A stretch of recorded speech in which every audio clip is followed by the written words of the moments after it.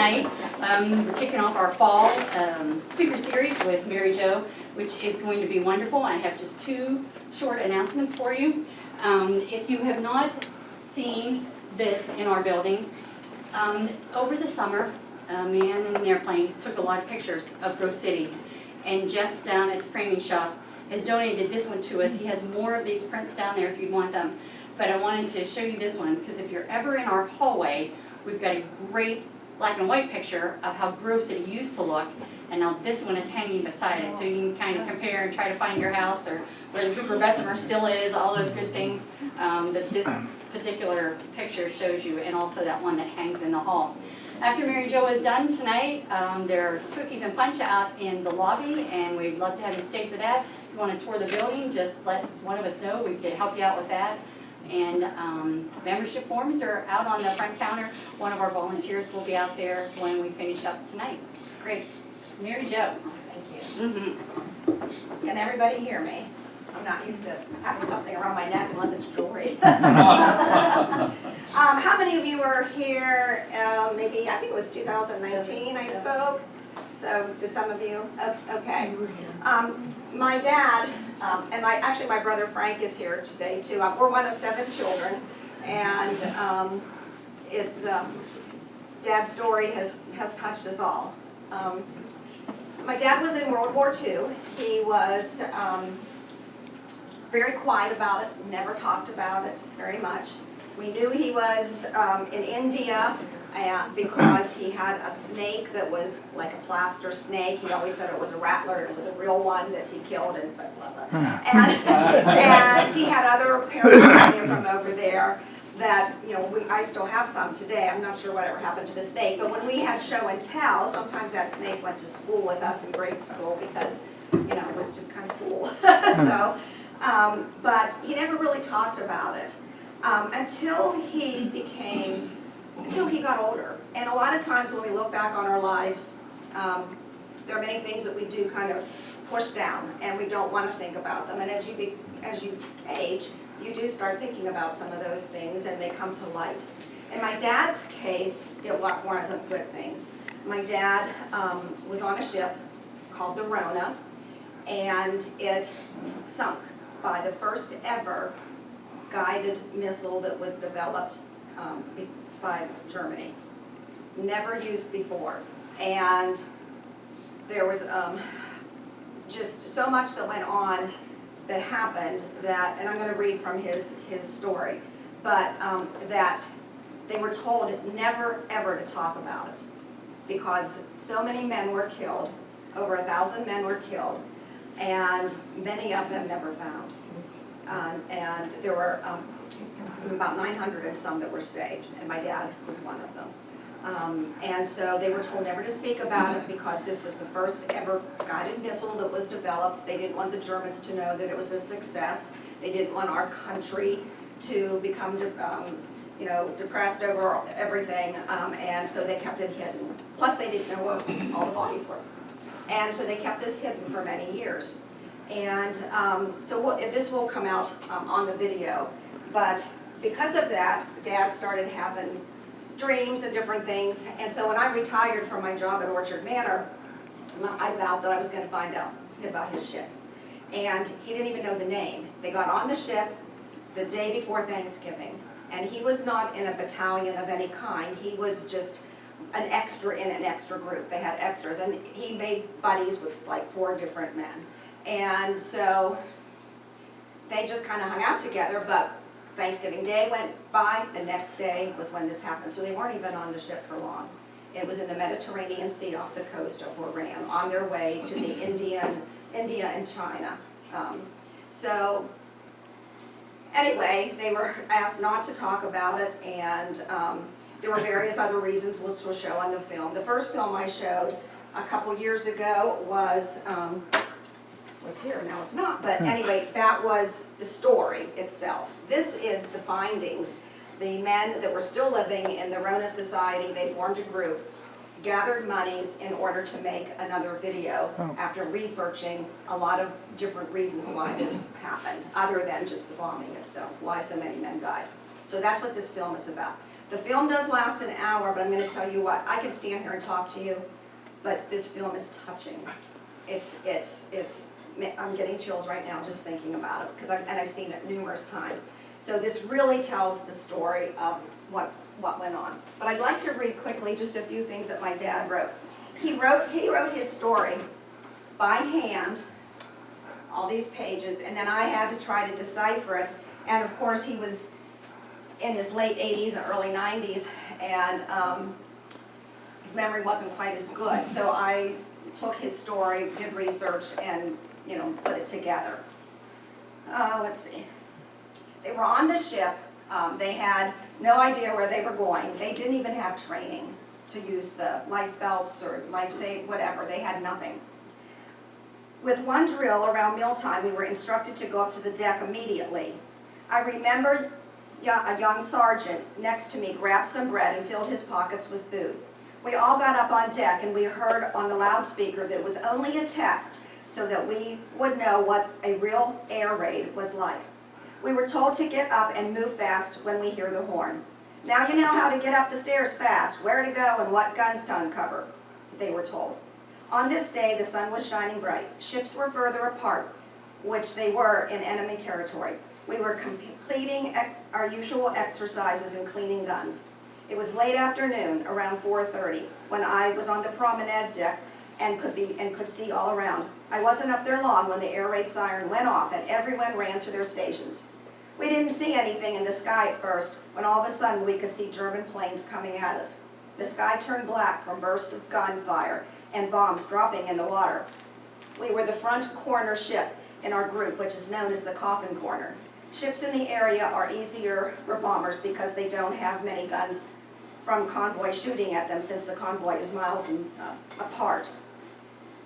There were a lot of close calls for 15 to 30 minutes until I heard a big bang in front of the ship. We hadn't gone far when we saw GIs running up the stairs like crazy. We saw a big real bomb hit the ship at the #1 hold in the engine room, and there was a huge hole in the ship, taking water fast. Everyone was grabbing their life belts. The ship didn't stop until we heard another loud bang, which was the engine that blew up.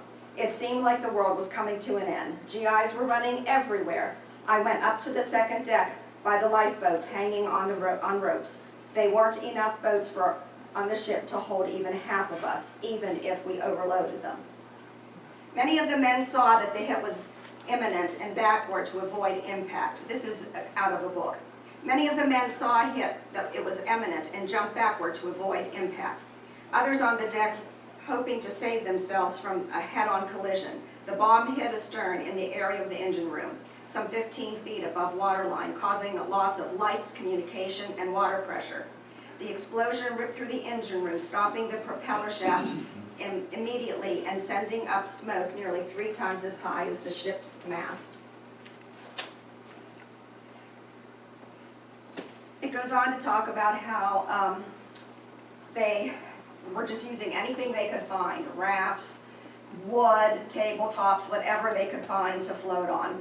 And they were asked to lower the rafts. And that's when my dad's story gets really bad. I was still desperately trying to hold on to the rope along with another GI. I felt like my arm was being pulled out by my shoulder. There was blood on my hands and there was no feeling. All of a sudden the rope slipped from my hands and broke. The lifeboat tilted way down and all the men fell into the ocean. I blamed myself because I couldn't hold on to the rope any longer. When I looked overboard and saw the wounded in the ocean, helpless, I just wanted to jump in myself. I started to cry and shake all over. I just couldn't get over what had happened. Maybe if there would have been more help, this would not have happened. Was standing by side of the deck looking over in horror when an officer came by and told me not to worry, that none of the life rafts were in working order. He yelled at me to get off the ship and use the wooden raft overhead. Why no one had grabbed it, I don't know. A few other fellows were going by and I asked them to join me so that we could be together. The ship was leaning backward. Men were throwing wooden benches, chairs, anything that was useful overboard. It was getting dark and the ship was sinking. The ship was burning. I saw a wooden stairway loaded with men collapse. We found a rope ladder, removed our shoes and anything heavy, and climbed down. We picked up scraps of wood, such as shelves, pieces of doors, and used them for paddles. We had to be sure to get away from the ship so as not to get sucked into the force of water. The 6 of us stayed together until we were rescued. He goes on to say, I told the group of men we better start to pray. There were 2 other Catholics with us, but I reminded them that God loves us all. So we just talked to God and asked for help. We were scared, shaking and moaning. Those that got off the ship were scattered everywhere. It was dark and we couldn't see anything. We could only hear others yelling and crying for help. My mind was on the lifeboat that fell into the ocean, and I knew that it would haunt me for the rest of my life. All I could do was ask God to take them fast so that they would not have to suffer. We took turns on the wooden raft, 4 on the raft and 2 hanging onto the ropes. We hoped the sharks would not come along. As the night went on, we hoped that we would not have to wait long for rescue. The smoke cloud was beginning to clear so we could see some of the lifeboats in the distance. No searchlights were allowed for any length of time, as these would only attract the Germans. We were having a hard time being alone in the dark. We talked about being at home with our families and our loved ones. I talked about my work at the Villa Marie Convent. The guys didn't understand how I could be living with nuns. I kept talking about God and what it would be like in heaven. 2 of the men didn't think they would go to heaven, but I told them they would if we asked God for His mercy and forgiveness. Often we would wrap around each other and I would say the Lord's Prayer, an act of contrition. We just talked to God. It was a long night. So what I'd like to do now is have you show the video. And like I said, I could read his whole story, but until you see this, it's just amazing. So sad and amazing. So, thank you, John. Yeah. If, yeah.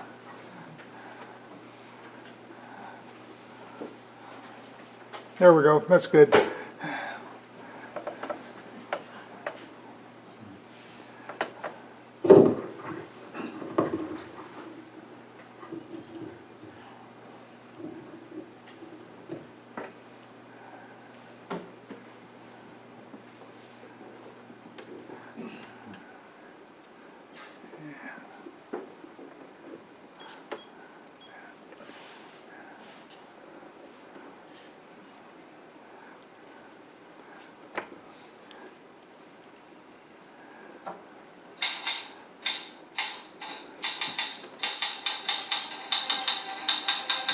Rohna sunk by German Air Force. Loss of over 1,000 U.S. troops.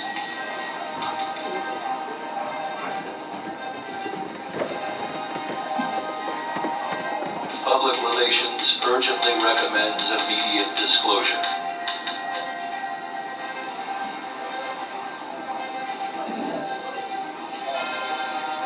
Casualty families are comparing notes with letters from survivors.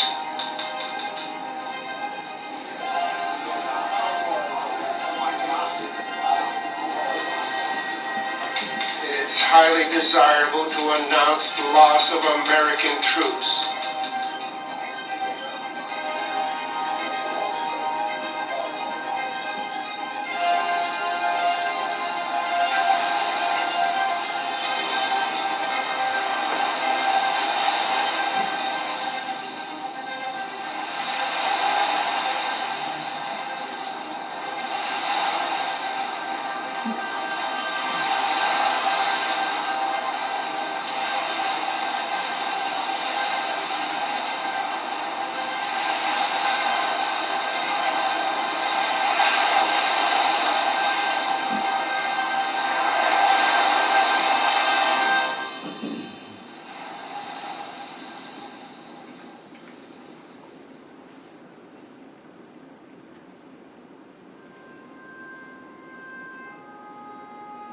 When we got on this old tub, man, it was rusty. Looked horrible. Paint was peeling off. It's Rohna. The top side of the ship looked good. There was not a problem up there, except that all of the lifeboats were rusted shut.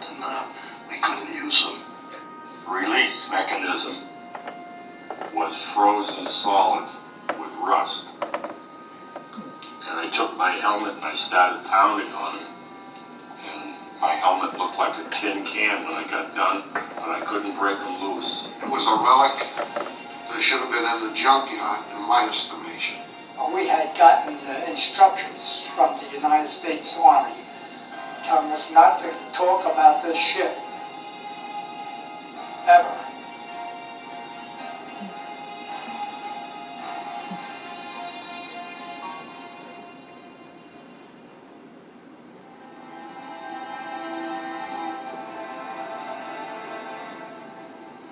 Augsburg, Germany, 1920. A child in his family's third-floor apartment would play pilot with his toy airplanes. His fascination with flying would one day kill over 1,000 soldiers, destroying the lives of so many people, including his own. His name was Hans Doctorman. All he ever wanted was to be an airline pilot. But that all changed when the young man was called to war. A war that he didn't understand and didn't want to be part of. I was a frontline soldier. I had sworn the oath of allegiance and had to carry out the orders given to me. The skilled pilot was promoted to captain in the German Air Force, known as the Luftwaffe. Doctorman's accomplishments would get him selected for special operations training with Hitler's new secret weapon, the HS-293 radio-guided missile.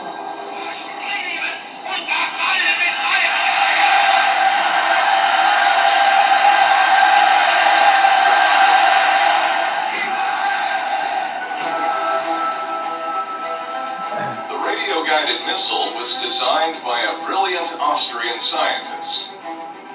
Dr. Herbert Wagner was obsessed with inventing the first radio-guided missile that would ever be used in war. A war that would now include the United States of America.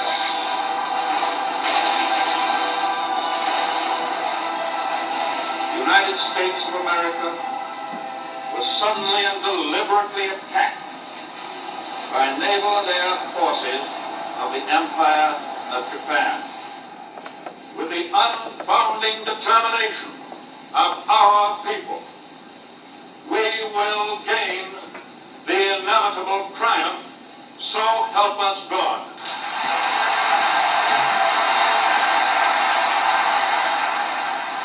Young men around the nation were volunteering to serve their country. Other boys were inducted into the war through the draft.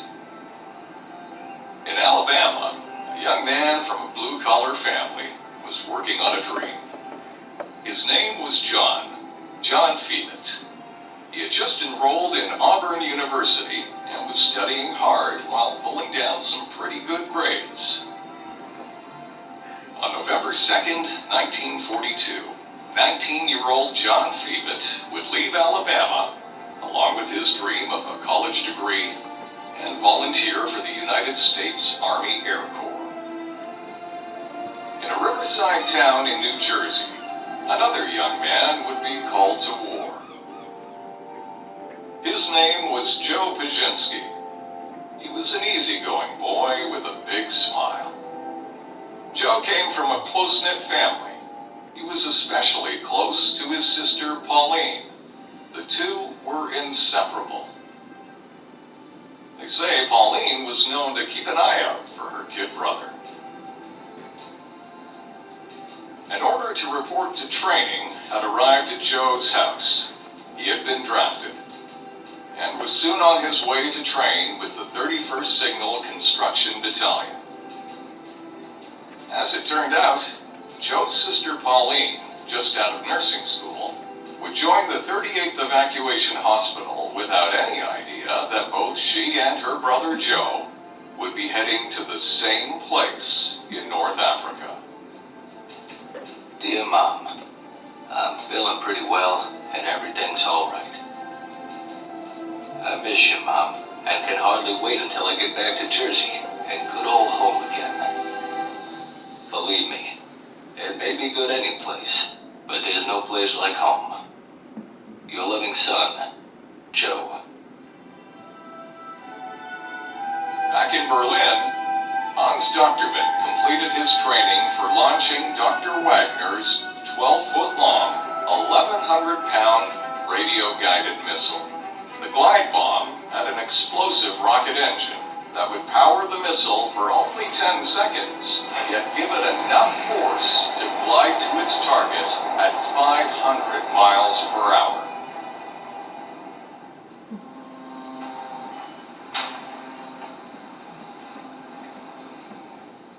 While Joe Pajinski's unit was waiting patiently in Iran for their orders, Joe searched desperately for his sister Pauline.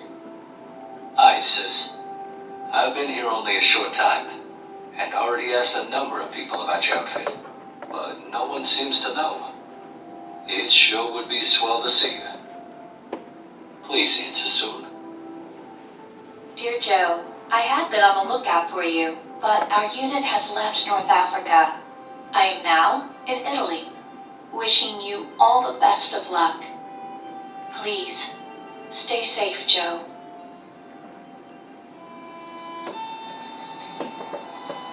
It was bright and early on Thanksgiving morning when orders were given for thousands of troops to board the 6 ships docked at the port.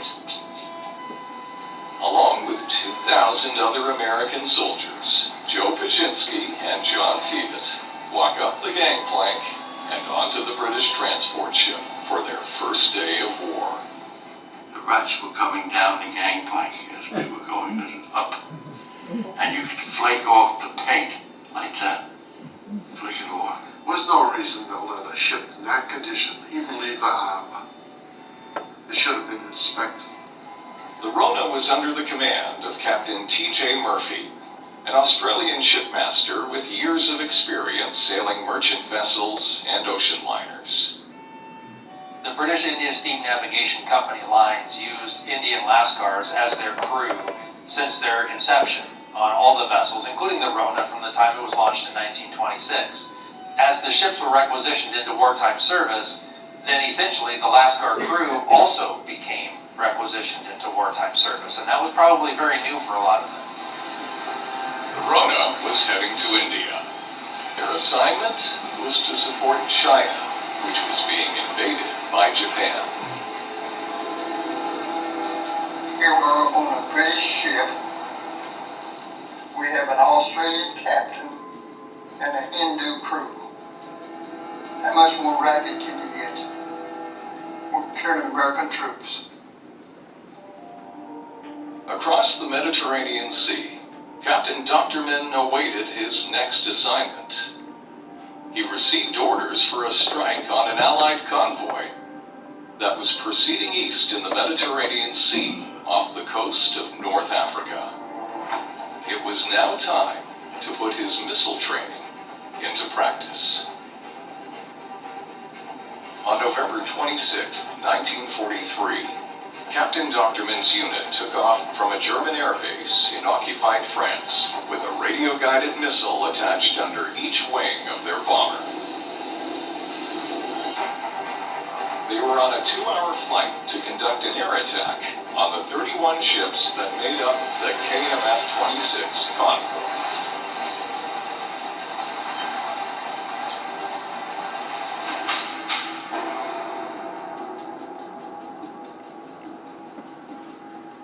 Must have been about 30 or 35 of them. I don't know exactly how many. I could hear the Rohna firing back at the airplane that were dropping the bombs. I could hear the bombs. They had a lot of them that missed. You could hear them exploding out in the ocean.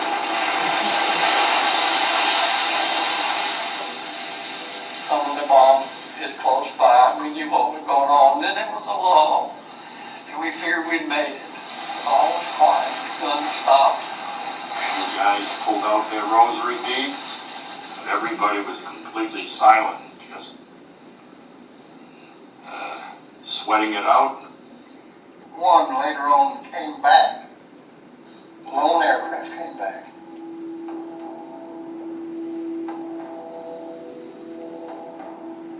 I was seized with an unreasonable rage. Told the observer to get the HS-293 bomb ready for a sharp drop.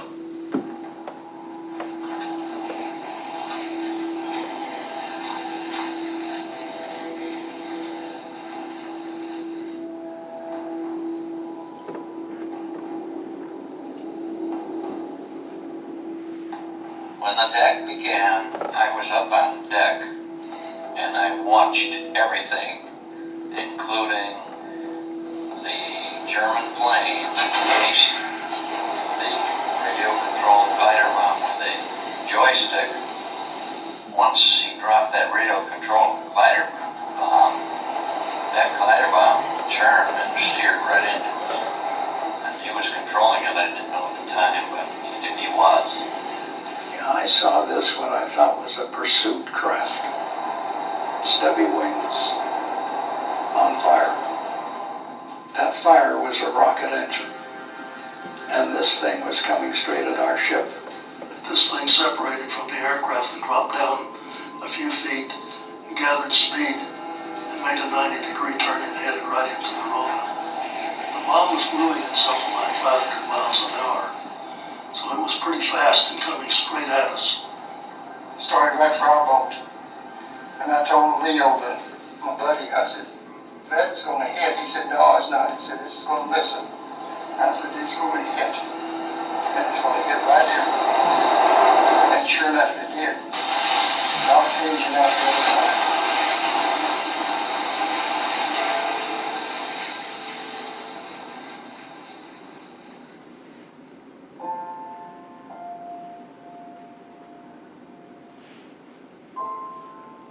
Bomb exploded.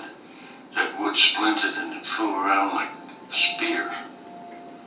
You should see some of the bodies were impaled with 4x4s, 2x4s, right through their body. You couldn't walk the deck, it was so bloody.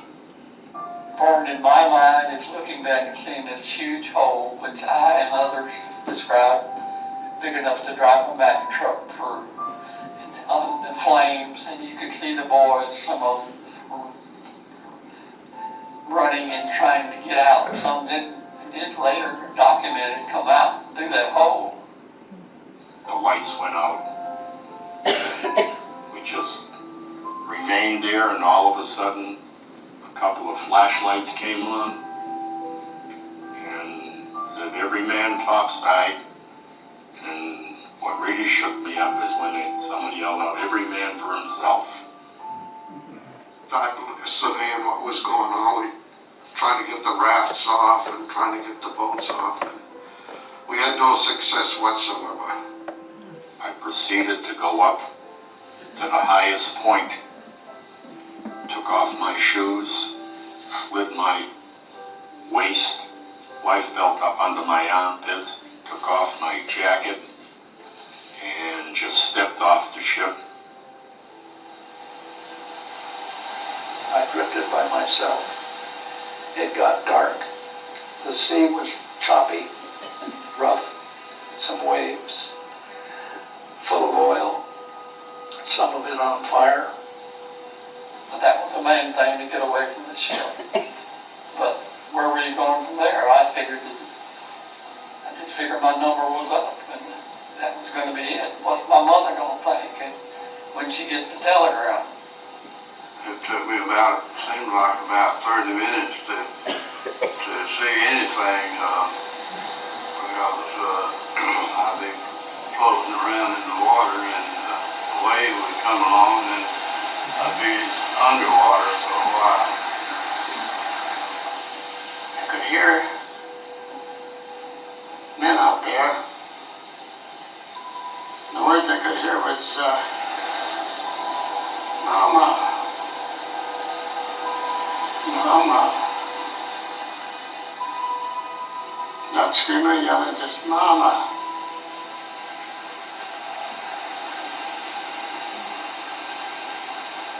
So we got on this hatch cover. We went on to another friend of mine out. He said his back was hurt. laid him up on he got up on the hatch cover. And Bill and I, we held on to him, kept him on the hatch cover. And we got picked up about 8 hours later. Couldn't go anymore. So I started to say so long to my family. I started with my little sister and then my brother and on up. Until I got to my mother.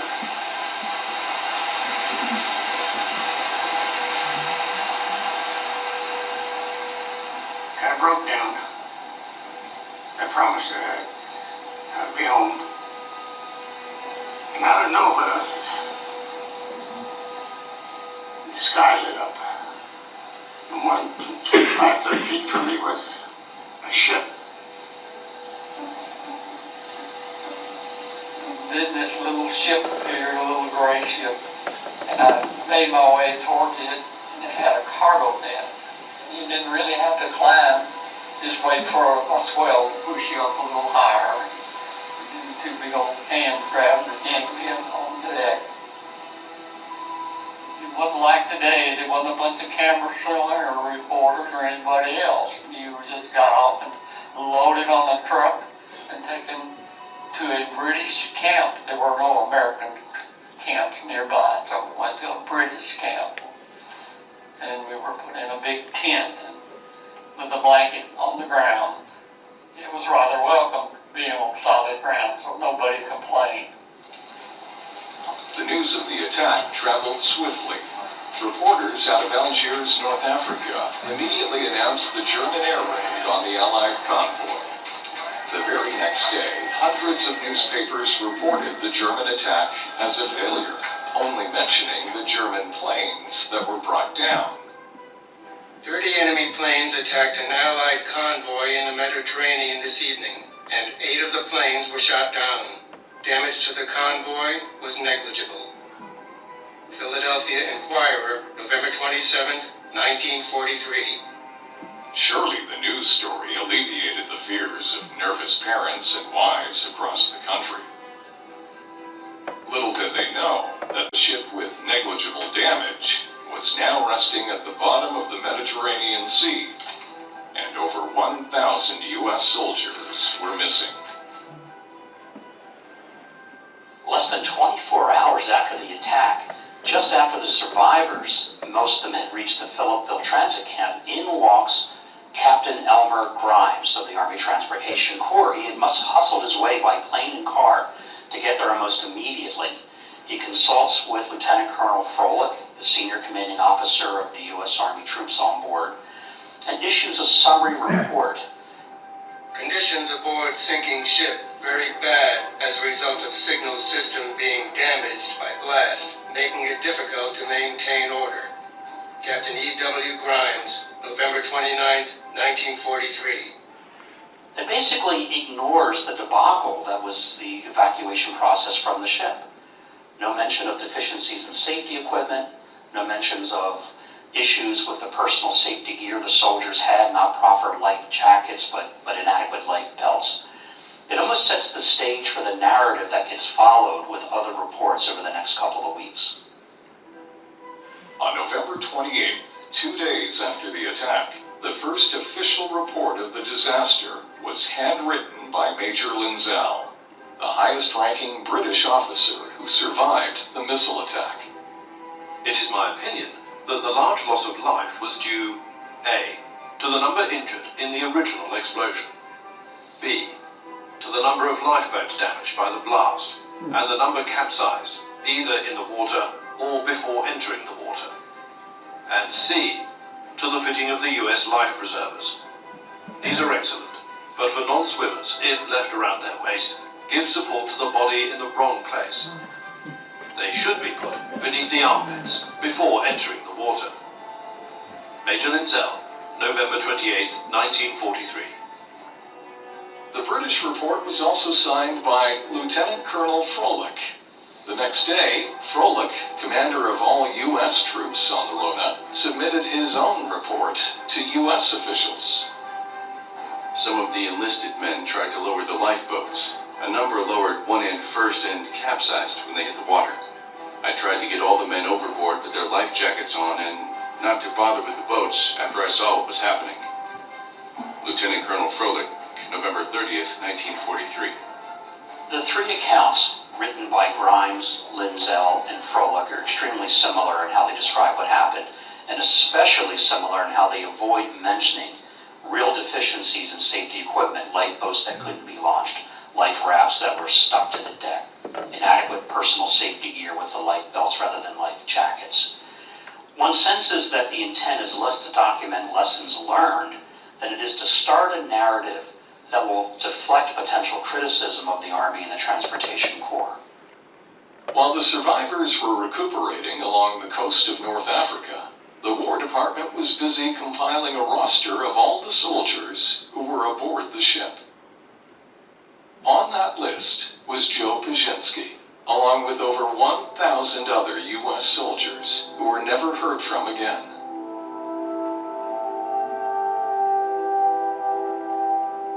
John Fevet was one of 966 U.S. soldiers who survived the attack on the Rona. The thing that's burned in my memory most is the day they finally got the roster from Washington and lined us up and called the roll. The deafening silence when there was no answer.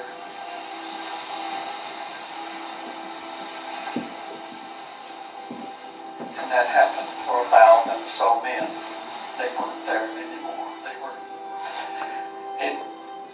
The impact of it really hit hard when you knew how many we had lost. We knew how many in our little group of 20, we lost 12. So we knew what had happened a little bit. Nobody gave us any details until later.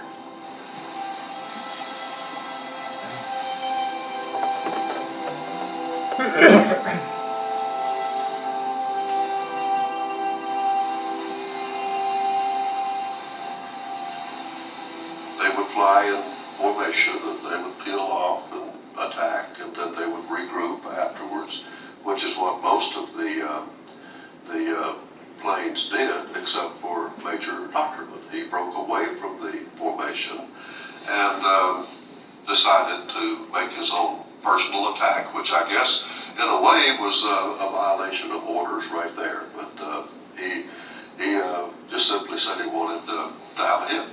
At that time, Roosevelt, Churchill, and Chiang Kai-shek were meeting in Cairo, and they were notified immediately of the attack. And through their counseling one another, it was determined that that would be top secret security. Don't let anybody talk about it. Well, the troop commander got us all together and said, this whole incident is classified secret. You're not to talk about it to anybody. Sworn to secrecy, you know, don't tell anyone. If you were to write home about it, you would be subject to court-martial. Dear Mom, here are some greetings from North Africa. This is the best I can get. Wish you all at home all the best holiday greetings. Your loving son, Joe. Joe's mother received a Christmas card that he had mailed out before boarding the Rona. A week after getting the Christmas card, a telegram from the U.S. War Department was delivered to Mary Pajinski stating that her son Joe was missing in action. So midnight mass was held in a tent, a big tent. It was quite an occasion. So that was our Christmas day. On that same Christmas Day, a month after the attack, a classified document stated that the North African Theater of Operations had completed their casualty report, listing 998 casualties. 2 days later, the War Department confirmed that they received the list of casualties. List of personnel lost in the sinking of Rona has just been received from North Africa. December 27th, 1943, RBO. Despite having the list of casualties, the War Department started sending out missing in action telegrams to the families of every soldier on the casualty list. The families of the soldiers killed in the Rona attack were led to believe that their loved one was missing in action and may still be alive. It would be 5 agonizing months of waiting. Many mothers never left their home. They would just stare at the telephone, waiting for it to ring with good news. Others made regular visits to the churches and synagogues, begging God for their boy's safe return. While the unknown was haunting casualty families who were living with false hope, the War Department would not allow information about the Rona attack to be released. It is quite probable that enemy is unaware of the success he achieved in this case. It is therefore preferred that no announcement be made. January 8th, 1944. No signature. Although the Bureau of Public Relations understood the need for security, they were adamant about informing the families that their loved ones had died. They pleaded with the War Department. Think it highly desirable to announce loss of American troops due to sinking of troopship in Mediterranean. Next of kin have been told soldiers missing in action. Believe it desirable to inform them soldiers were lost at sea. Otherwise, they will continue to hope they may be prisoners. Bureau of Public Relations, January 10th, 1944. The Bureau of Public Relations in the Army seems to have been distressed at the idea that families were led to believe their loved ones were missing in action, when in fact they knew they had been killed in action. And they sought permission to provide the families with more detail about what happened to their loved ones.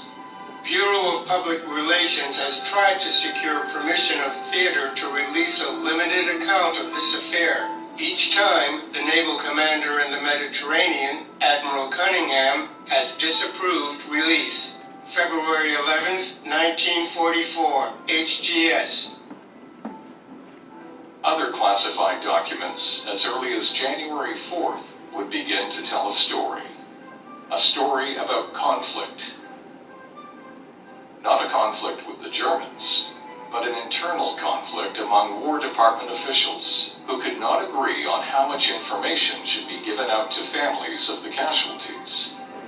They also struggled with how to, if at all, announce the attack to the American public.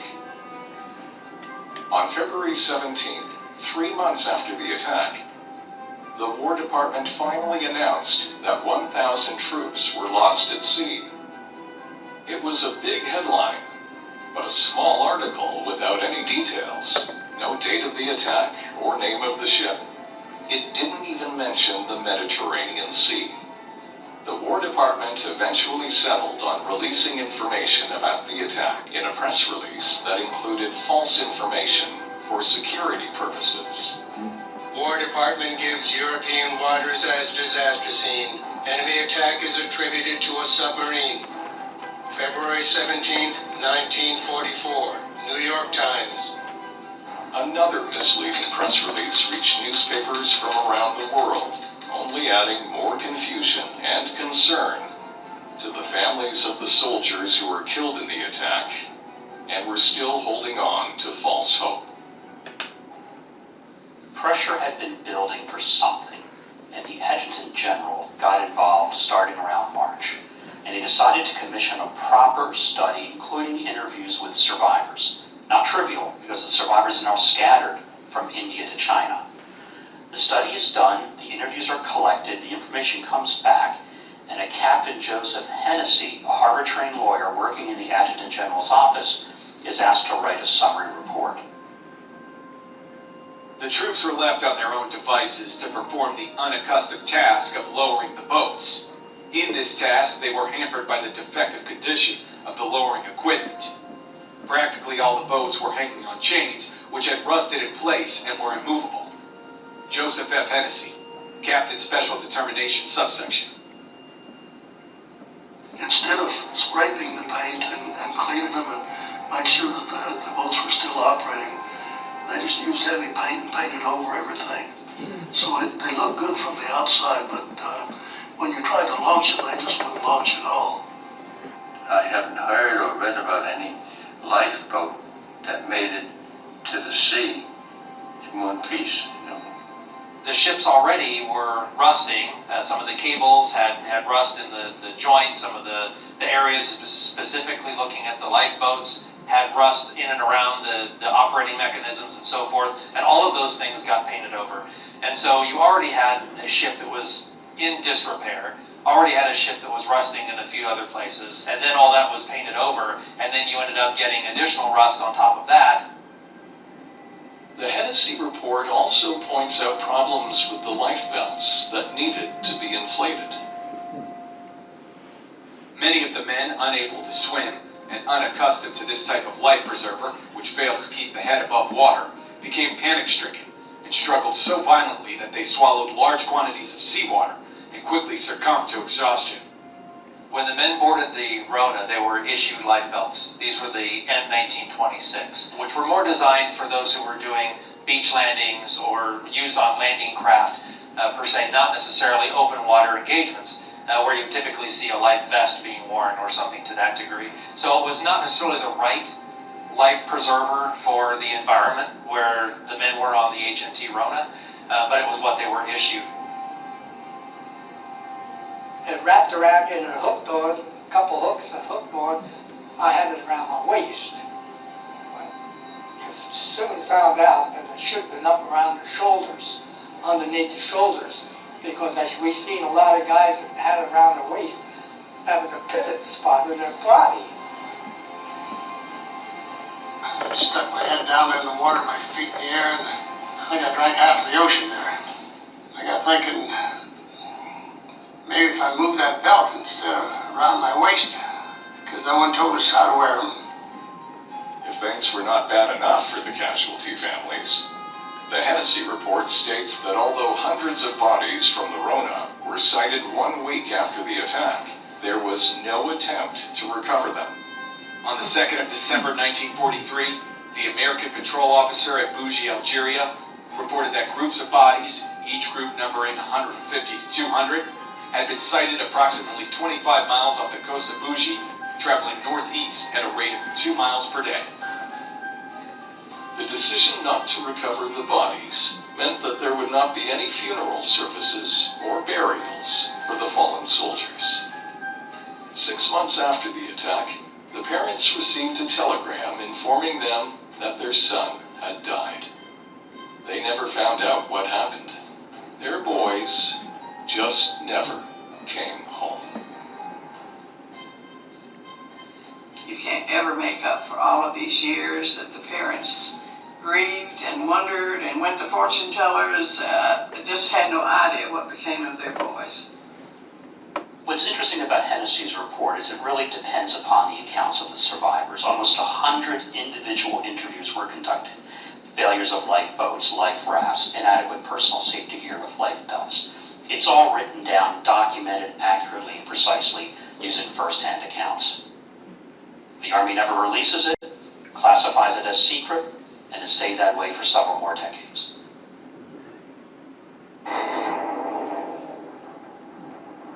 August 6, 1945, the United States dropped an atomic bomb over Hiroshima in what became the beginning of the end of World War II. It would also mark the beginning of, well, what some people would call a cover-up. Others looked at it as an oversight. But either way, the Rohna files stayed classified for years after the war ended. In 1945, there wasn't a whole lot you could do to get answers. Besides, it was easier for casualty families to accept their loss than to relive their pain. As for the survivors, most of them went home and started families. They followed orders and never talked about the Rohna again. They buried it in a place where it would sit for a long time. I had put it out of my mind, put it off to the back, and left it there.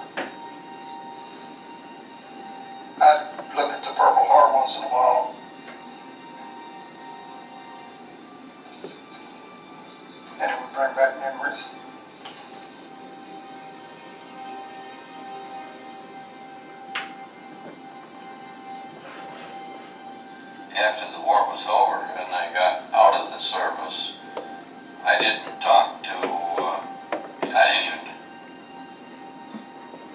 tell my parents about it. And you know, I read stories, the others were the same way. One night we were watching television and it was a war story and it was a ship that was going down and my husband was crying. And I said, "Oh, Fred, it's just a story." He said, "But that happened to me." That's how I found out about the Rona. He told me the whole story and told me that I could not repeat it because the government, the officials had told them they were to keep this in secrecy, they were never to speak of it. Losing 1,000 people, how can you cover that up? But they did. In 1958, Colonel John Verdon, a Rona survivor, was working on a book about the Rona attack. In his research, he wrote a letter to Captain Murphy regarding the book he was writing. My piece will be a sympathetic one. If it casts blame on anybody other than the Germans, who according to their lights were only doing their duty. The U.S. Navy will come in for some lumps, for as I'm sure you know, most of the men lost with your ship simply drowned during the night, due primarily to the type of life belt issued to them by the U.S. Navy. September 10th, 1958, John M. Verdon, Colonel, U.S. Air Force. In 1960, he wanted to write a book. He was denied permission. He didn't write it because the U.S. Army said it would embarrass not only the American government, but the British government as well. And as the truth, at least as we perceive it, you know, as best as we can understand the truth, what actually happened, in my opinion, both governments should have been embarrassed. Maybe so, but the British had no part in supplying the life belts issued to U.S. troops. Inflatable life belts are not provided as life-saving appliances by this department, and were presumably issued in this instance by the American forces. June 21st, 1944, G.E. Craven, Sea Transport Department. We do know one thing. Both the U.S. Navy and the UK Admiralty had strict rules and procedures for safety. The 1942 statutory rules and orders about safety on British merchant transport ships didn't exactly line up with the non-functioning lifeboats on the HMT Rona. All lifeboats and launching gear must at all times be kept ready to enable the lifeboats to be lowered into the water without delay. It's clear there were a lot of unnecessary casualties aboard Rona during the process of abandoning ship. There were 3 tiers that were supposed to provide safety. All 3 failed. The lifeboats couldn't be launched, and when they were launched, they broke upon impact and couldn't be used. So you go to the life rafts. The life rafts, in many cases, couldn't be extracted from the ship. They were, in effect, welded by rust to the ship. So then you rely upon the personal safety gear. If equipped with proper life jackets, I believe many more of these soldiers would have survived. You have to wonder who played a role in allowing 2,000 young men to board an overcrowded ship that was going into dangerous waters without functioning lifeboats and insufficient life preservers. No one was ever held accountable for the mistakes and negligence of the HMT Rona disaster. I don't know why it was actually kept such a secret for so long. Was it some general or some officer that gave the permission to let this particular ship go this way? So he didn't want it until he died or something? There's some reason that this has been kept so long. Something like, well, to 1995. It's over 50 years. Maybe Mr. Freeman was onto something. Was it part of a cover-up to keep some important people out of trouble? Or just a lot of bad luck during a very difficult time in U.S. history?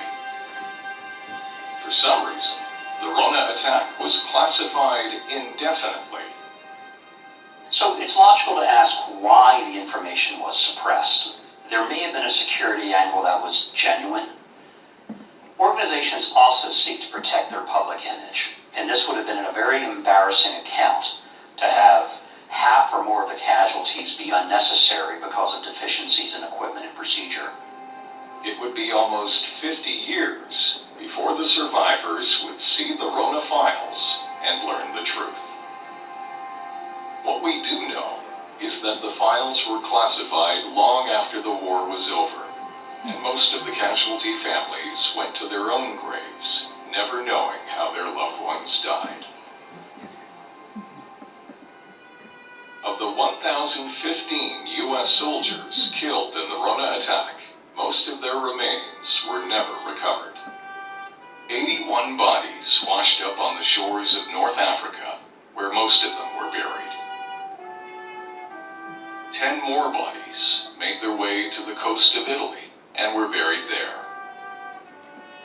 Years later, some of those 91 remains were sent home to their families and laid to rest in the United States. The remainder were lost at sea. Their names are on the Wall of the Missing at the North Africa American Cemetery. When a war ends, life goes on for those who survive. One survivor, John Fevet, returned home to Alabama. He got married and started a family. He even went back to college and received a degree in business. In 1993, as the 50th anniversary of the Rona attack was nearing, John wrote down his account of the sinking of the Rona and sent it to a local newspaper. The story was picked up by the Associated Press and made its way around the country. The article about the Rona attack ended up on Charles Osgood's desk, and he featured the Rona story on his syndicated national radio program, The Osgood Files. Between the newspaper story and the Osgood program, survivors started talking about the attack, many for the first time. So when Charles Osgood did his radio story, I think it really opened the door for more connection for the men who survived. We want to connect people who never knew what happened to their ancestor who either died on the Rona or died never telling the story of what happened on the Rona, either way, and be able to provide those answers. John and several other survivors started the Rona Survivors Memorial Association. He then went on to have a monument placed at a national cemetery in Seal, Alabama. Another survivor, Dr. Herbert Wagner, the scientist who invented the HS-293 missile, surrendered to a U.S. Naval Intelligence team. The U.S. War Department considered Wagner as a man with skills unmatched anywhere in the world. So within days of Germany's surrender, Herbert Wagner is smuggled aboard an airplane and brought to the U.S., the very first German scientist taken to the U.S. He immediately goes to work with the U.S. Navy in a secret facility, helping the Navy develop guided weapons for the continuing war against Japan. The war in Japan is not over. He spends time developing advanced guidance systems for U.S. Navy missiles. Once the war is over, he next contributes to additional programs in the Navy and brings the Navy into the modern missile age. The pilot commanding the plane that attacked the Rona didn't fare as well. Hans Doctorman, who had been promoted to major, was captured and imprisoned by the British Army. When the war ended, he was released and returned to Germany. I condemn every war. The memory of all fallen soldiers, no matter what nation, makes me deeply sad. Major Doctorman had carried the burden of the attack for the rest of his life, stating, "The war will never be over in my mind until the day I die." When he was close to his death, he asked his grandson, Sean Doctorman, to do something for him that he had thought about for a long time. He was very remorseful at what he had done, and he cried when he tried to talk about it. He asked his grandson, would he apologize for it on his behalf? Sean, who was an American citizen, attended a Rona survivors reunion in 2004. He met with the survivors and fulfilled his grandfather's last wish. I introduced Sean to the audience and I said, he is here, he wanted to be here, he deserves to be here. And I said, let's receive him. He had no hand in the Rona, but he has a big hand in us. So I turned him over to the audience and they welcomed him, stood up, clapped for him, and it was a cordial welcome. Years, the last years of his life, and you want to do something to fix it, but there's no way to fix it. You know, you're kind of broken. I believe that what I did was very cathartic because they gave me a standing ovation, and I was crying, and the reunion director rushed up to hug me because she knew that I was very vulnerable and I needed that. And then people came up and hugged me and shook my hand and said thank you for coming because you gave us closure for our family. And I think that's why I was there, to make that happen, to bridge the gap. The villain is war, not the people who actually participated in it. If you want to find villains, you have to go to Washington and Berlin, not to the GIs who actually fought the war. I don't know why they can't sit down at a table and talk this thing over. I don't care if it takes a week or a month. Just talk over and find out what you can do before going to war. Because you kill a lot of soldiers. You kill a lot of people. Good people.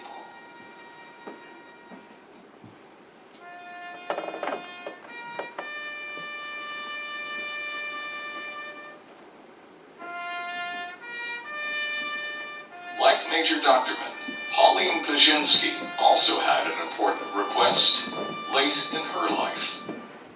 Before I pass away, she said, I would like to have my brother's picture put on the tombstone, even though he's not there, just so that we would know, so people would know that he is thought of there.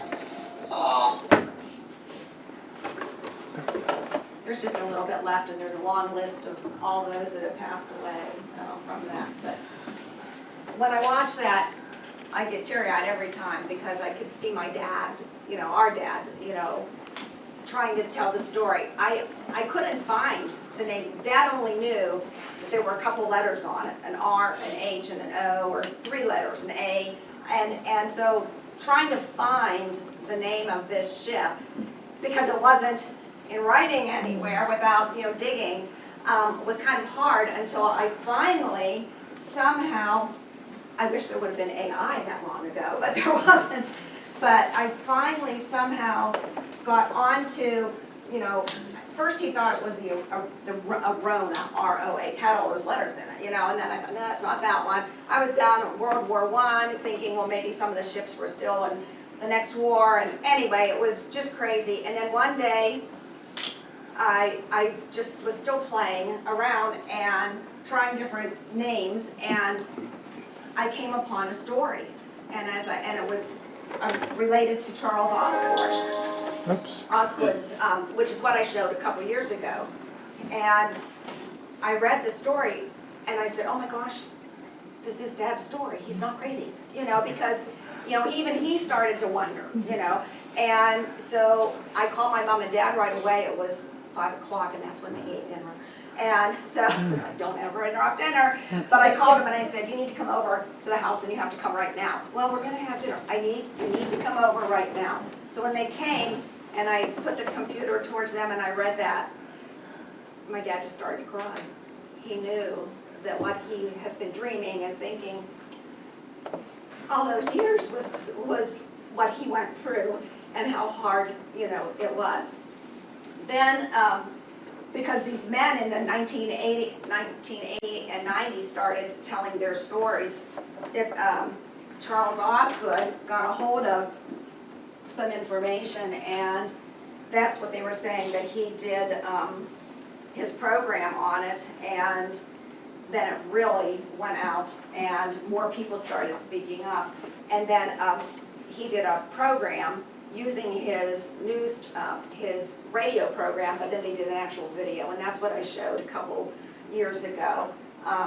It does say on there that those are not all original pictures because they didn't have all that equipment back then, but one of the talks I did at Slippery Rock University adult education class, there was a man there that said, he emailed me later, he emailed the school, and then they emailed me to say that he actually recognized a family member there, and then a deceased one, but that he contacted their family and said, was he in this part of the world, was he on this ship? And he was. So some of those pictures must be real, you know, but it does say that at the end that some of them have been adjusted somehow. But Dad, he suffered for many years.